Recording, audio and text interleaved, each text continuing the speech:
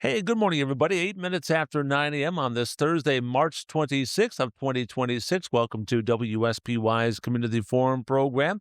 We have a special guest in our studios here today, and I'm finally glad that we're able to get this gentleman in here to talk about what's going on. A couple of books and a business that has been like wildfire. A lot of people are starting to learn about who these people are and what they do. Our gentleman's name here, our guest today is Kelsey Dunbar, based in the Oswego area. Kelsey, how are we doing today? Fantastic. Thank you so much for having us. It's our pleasure to have you out here. We're going to talk about something that just kind of started off small and has become really big, I guess. You have both books and a business called Suffer Tougher, right? Yes, sir. That's correct. So explain to our listeners what this is all about and how this whole thing got started and where you're at today with all the multimedia platforms that you're on that this business is growing. Yeah, no small question there, right?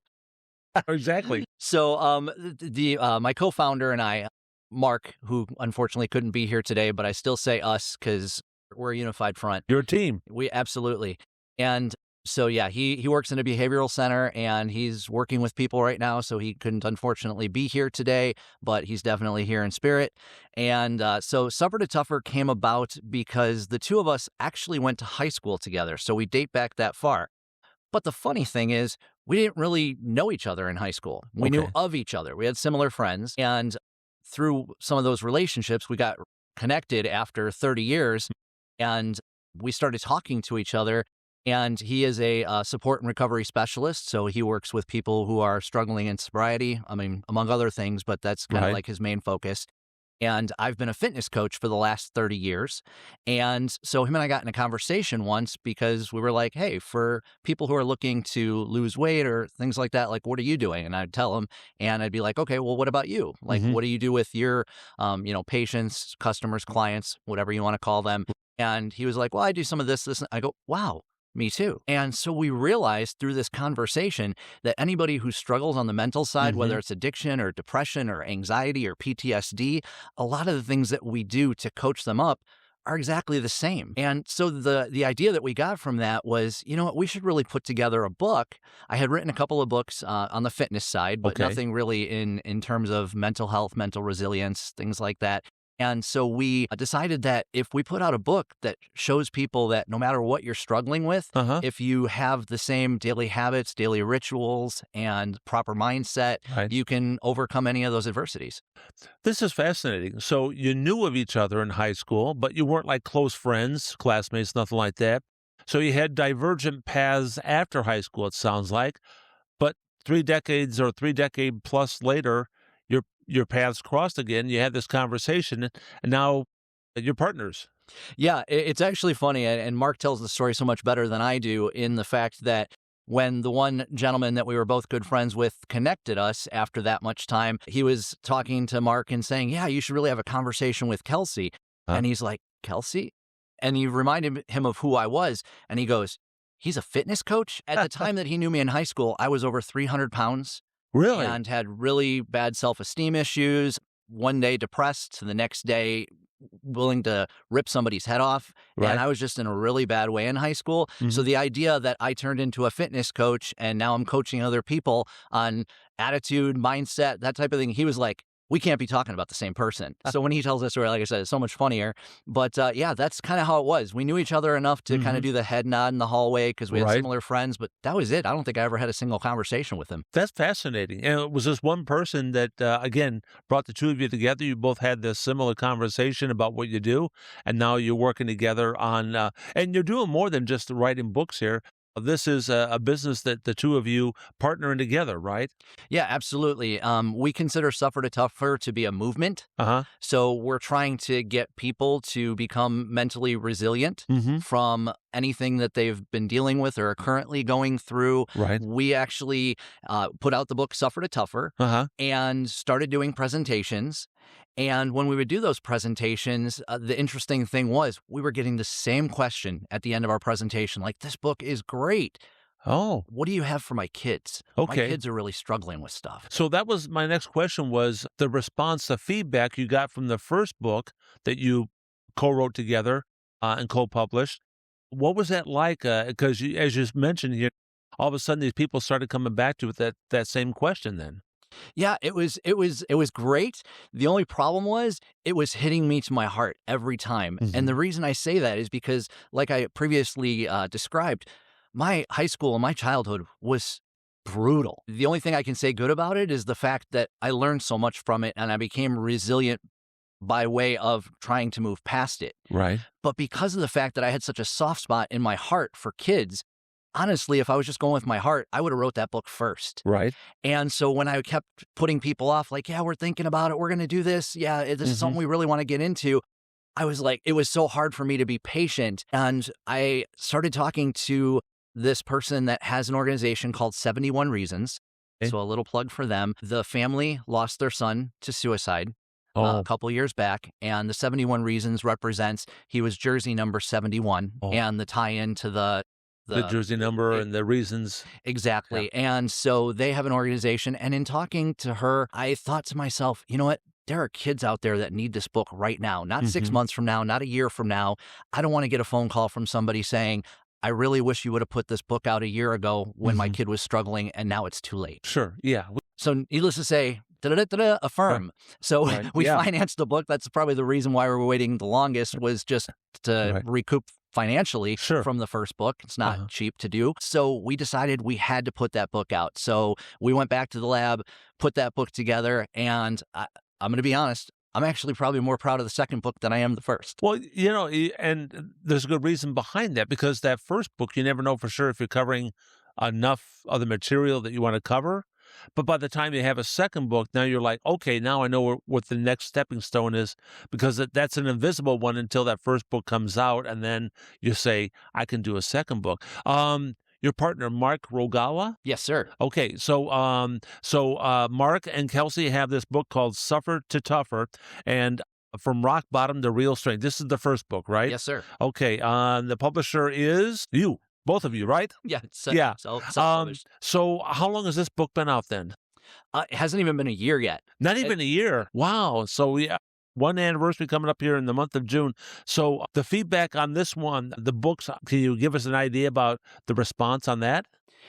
It's been incredible. We get people that read the book and they're like, wow, it's so conversational. It's such an easy read. They pick up, they don't want to put it down till it's over. Right. It's easy to digest information. Right. Neither one of us obviously are therapists, and we don't try to say that what we do is therapy. It's coaching. So it really is based on our lived life experience and the things that we've found by working with other people that struggle. And that's what makes it a little bit easier for people to get into and not have to worry about medical jargon and things like that, because we're just like them. Right. Yeah. So the feedback we've been getting has been awesome. And yet we actually have had some therapists that have read the book that asks us, so which one of you has the therapy background? Right. Because they believe in what we put in that book as if a therapist wrote it, which is an extremely high compliment. Not to say that we're on their level by any means, but the fact that they respect it means a lot to us. Yeah. So is the book available locally, regionally, or is it available nationwide, like on, I don't know, like one of the Barnes and Nobles or something like that? Yeah, so the easiest way to get it the fastest, I'll admit, is Amazon. Okay, Amazon, okay. Obviously, and with your Prime, you'll get it in a couple of days. Sure. Obviously, when we do presentations, we sell them as well, and we sell them on our website, but the very quickest way you're going to get it is on Amazon. On Amazon. Okay, real good. So how long after writing the first book, the second book called You're Not Broken, how long did it take to write that, put that one together also? And people can't believe this. It was probably about 4 months after the first book. Wow, short time. Yeah, and the first book wrote itself in a month and a half. And Mark and I kind of like to joke about that too, where he compares it to a lot of classic rock albums where they interview the band after this iconic album was put out 20 years ago, and they're like, this is your best album ever. Like, how long did it take you guys to put that together? And they're like, the best albums just write themselves. Yeah. Right. And so it was like that with this book. Okay. We got together and I would have an idea and he's like, oh yeah, that's good. And then I'd have an idea and he's like, oh, that, or he'd have an idea and I'd be like, oh, that's really good. And literally we just wrote it out in a month and a half. Because the real life experiences are writing themselves for this book, basically. They're writing their own chapters, right? 100%. Yeah, yeah. So the people that are out there listening to us right now, I would believe that there's quite a few of them that are probably suffering from a lot of things that are going on with what's going on in today's age and society. We just learned yesterday about the fact that some people won a court case against some of the big media giants about how things like Facebook and TikTok and Instagram and stuff are affecting them or their kids for that matter, more kids than adults in some cases, from a psychological standpoint, which is kind of scary to hear in this day and age here. But we've been learning more and more about algorithms and how they work and how kids get hooked and stuff like this. So, but this is to say that everybody suffers whatever's going on in their lives in different ways and stuff. So this is where you and Mark come in and talk about things and try to help them out with this whole thing. Now, I understand that, speaking of social media, you do have a podcast that's available? Yeah, we just released our second episode this last Saturday. Our third episode comes out day after tomorrow. And the podcast is called Rebuild and Fulfill, and it's on all the major outlets. So that's Amazon Music, Spotify, iHeart. And we actually released the podcast to our YouTube channel. So the YouTube channel is Rebuild and Fulfill, which if you become a subscriber, then you never miss an episode. So I highly recommend that. That's good. That's good. Now you have a voice out there besides somebody reading your book. Now you can hear the two of you having conversations. Do you have guests also, some people maybe that you've worked with, that talked with, that are part of these podcast conversations? Yeah. So our first episode was an introduction to the podcast, what people can expect moving forward. And episode 2 was Mark's backstory. That was the focus. Episode 3 is my backstory. Okay. And starting with episode 4, we have a special guest coming on. His name is Leonard Firestone. You almost can't be on Facebook and miss this guy. He's got 1.5 million subscribers on Facebook. Wow. He's got an incredible story, so I definitely recommend checking him out. But that's the idea, is we want to get guests in with different backgrounds, different ways for people to be able to relate to, if they can't necessarily relate to us, maybe relate to our guests, and just feel like we're all one big happy family. Okay. Real good. With the books, are you detailing, because I haven't had a chance to read the books yet, but are you detailing specific people without mentioning their names about how they've come to you and then how they've maybe suffered similarly to either you or Mark or their conditions and such as that? So we have a real idea about how they're working through that suffering to become tougher? So in the books, we really only reference our background. Okay. Kind of thought that was only fair. Although in our presentations, and certainly we don't talk about anybody that hasn't already expressed that they're okay with sharing their story, but that's where the podcast comes in. And in the presentations that we do, we have slides of before and after, and that could be somebody that's lost a lot of weight or somebody who got clean and they look fantastic, their life is fantastic, they've got great things to say about the coaching that Mark helped them through to become sober and things like that. So we definitely share their stories there. And that's really kind of what the podcast is for too. And to the point of the podcast, the real reason for it is we had a lot of people that would say, we'd really love to hear you guys speak. Well, a lot of times it's a company or an organization that has us in, and it's not necessarily open to the public. Podcast is open to the public. Yeah. Everyone can hear us speak. Everyone can hear what we're about and what we stand for and what we can offer them as potential things to try, the framework that's laid out in the book to try to push forward. Right. Okay. I should have asked this earlier when we got. I have so many questions I want to ask you. But for people that want to get the book, of course, you mentioned Amazon's probably the best way to get those. So once again, the first book was called Suffer to Tougher by Mark Regala and Kelsey Dunbar, From Rock Bottom to Real Strength. And another bestseller on Amazon that came out a short time ago called You're Not Broken by both Kelsey and Mark, also a simple guide for kids who feel sad, afraid, or alone. Now, just reading the title of this right here, have you ever seen the movie Central Intelligence with The Rock and Kevin Hart? Yes. Okay, so when you were telling me your story, automatically I thought of that movie because The Rock's character in high school is having issues about, how he looks, and a lot of people have, problems with how he looks, and things like that. And then, jump, 20 years, 25 years later, here he comes back to the high school reunion. He's completely self-made now, but Kevin Hart is kind of still the same person, but now he's trying to figure out who this guy is, this new guy is, and stuff. But he's lost weight, he's built muscle. Obviously, it's The Rock, So I see a lot of similarities in what you've been going through, what you went through in that same movie.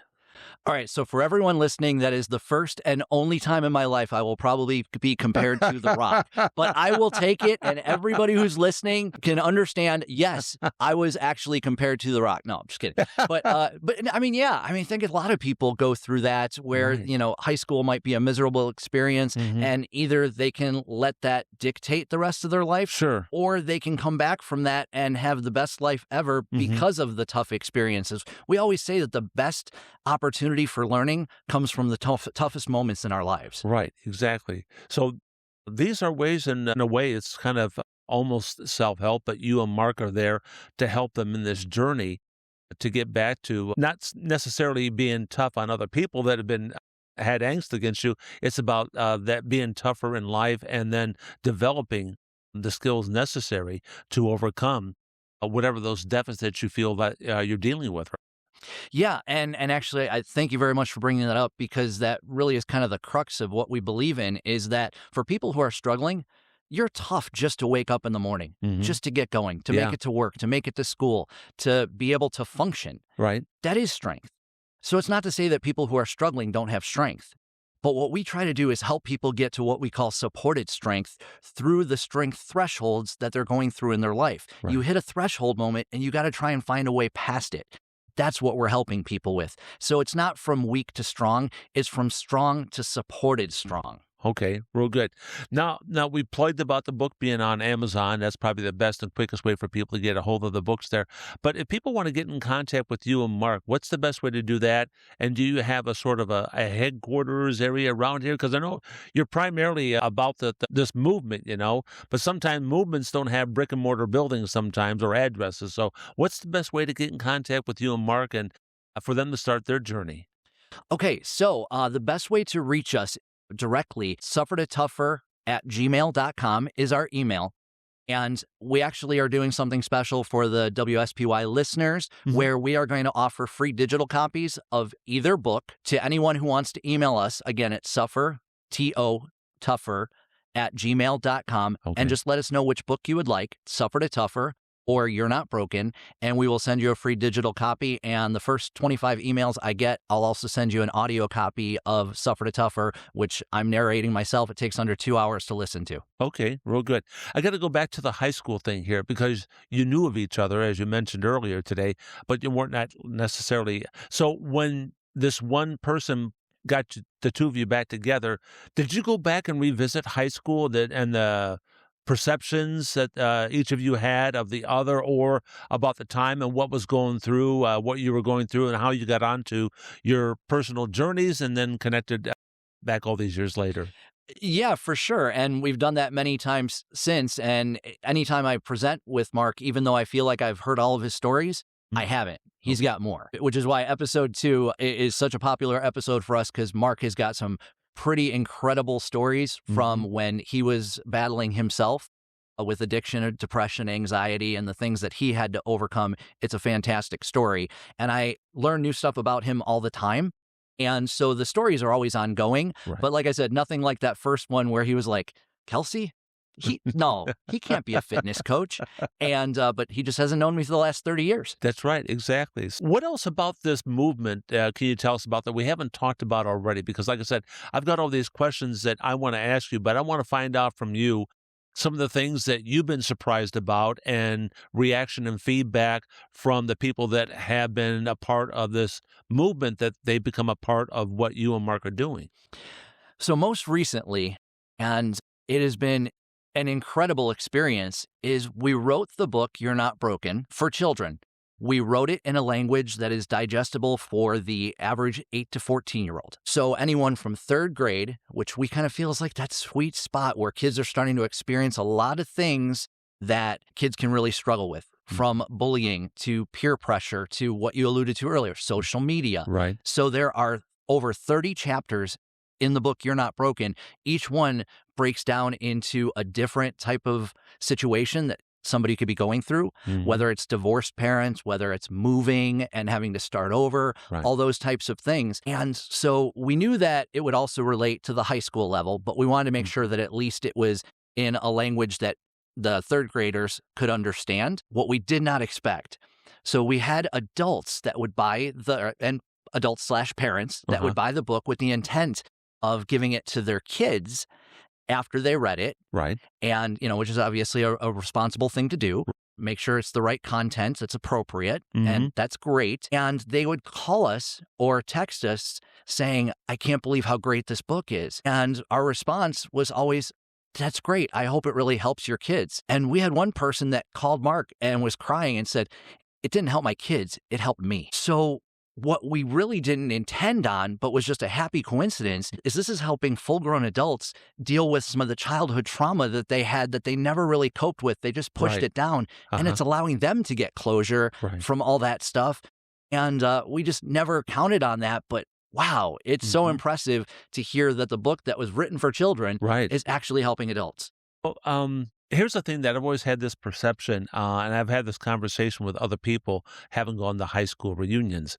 And this gets back in somewhat the theme of central intelligence, where some people never leave high school. They're still in high school even when they go to their 10, 15, 20, 25, 30-year reunion sometime, where they still hold these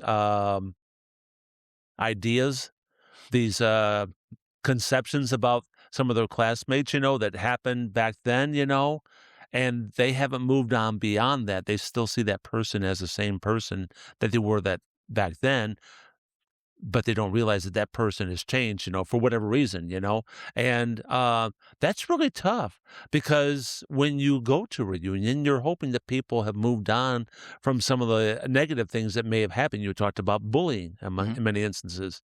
That's the one thing that a lot of kids sometimes try to keep private sometimes. If they don't talk to somebody about, what's happened to them and opened up about it, they carry that thing through beyond their high school years a lot of times. And so this Suffer to Tougher movement thing is there to help people like that. And so that's one of the things that when you've been talking about this, I'm like, yeah, some people they just don't let go of that and say, this is a different person. They've been out in the real world and they've changed, in that time. And you probably felt that yourself. Yeah. In fact, the timing of this interview is kind of kismet. And that's basically what this whole experience has been.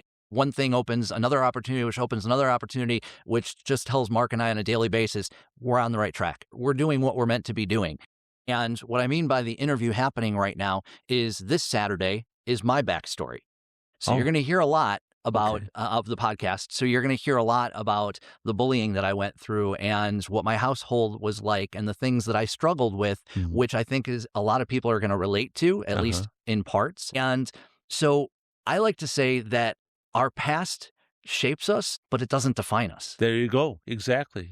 So I really think that's important that people learn from their past experiences, but use that as fuel for why they don't want to be stuck in the place that they were in, and that they can find a way through and a way to have a great life in spite of what they thought was holding them back. Right, exactly. And you make a good point there, because in many cases, we tend to think that we put ourselves in that place when it was somebody else or some others that put us in that place that made us think that this is only where we belong, or I belong, that I don't belong over here with them, or, whatever. So suffertotougher.org, right? Yes, sir. That's the website. You can go to the website, suffertotougher.org. The email, once again, is what? suffertotougher@gmail, and the 2 is T-O. Okay. suffertotougher@gmail.com. Right, not the number 2, but the letter T0. I'm sorry, T-O. T-O. I got zero in there. Yeah, suffertotougher@gmail.com. Is there a phone number that they ought to be thinking about? Absolutely. They can call me anytime if they prefer to talk to Mark. If they're battling something more on the addiction side, I certainly would defer to him on that. Right. But my number is 630-698-2328. You're welcome to call or text anytime. All right. Again, tell us about the special on today's program here that you're offering to our listeners. Yeah, absolutely. We would love to get this book out to as many people as possible. So to save the expense and get the experience, the digital book is actually a flip book. So you can even copy it on your phone, paste text to somebody else, share this as much as you want. And we're giving out either book, but just go ahead and email us at thesuffertottougher@gmail.com and just specify which book you'd rather have, Suffer to Tougher or You're Not Broken, and I'll be happy to send you that flip book. Okay, real good. They can find your podcast on what platforms? So we suggest going to our YouTube channel, so that way if they subscribe, they'll never miss an episode. Okay. And so the podcast is called Rebuild to Fulfill. Okay. All right. So, and again, you're only like 3 episodes in or getting ready for the 3rd episode pretty soon, right? 3rd episode drops on Saturday. We just recorded our 4th. We try and stay a couple behind. A couple ahead. Exactly. Exactly. This has been really interesting. Kelsey, I'd like to have you come on back. Hopefully, one of these days, maybe if Mark can also join you, but to find out some of the feedback after today's program, how this movement is going. And if anybody's been affected and either purchased the books or at least the digital version and gotten in touch with you, because I believe that there's a lot of people out there that can learn a lot from what you and Mark have done with this movement here. So thank you so much for being on today's program. Thank you very much for having us. It's our pleasure. All right. So our guest has been, again, Kelsey Dunbar, along with his partner, Mark Regala. They are the co-founders and owners of Suffer to Tougher. And you want to check things out, go to suffertotougher.org. That's Suffer, then the letters T and O, and then Tougher, Tougher, suffertotougher.org to get more information. Kelsey's number is 630-698-23. And again, take advantage of that special out there that they're offering here for the digital books here on today's program. And that's going to wrap up today's Community Forum program. Thank you so much for joining us, folks. Have a great day out there. You've been listening to WSPY's Community Forum program, a presentation of the 107.1 FM WSPY Public Affairs Department.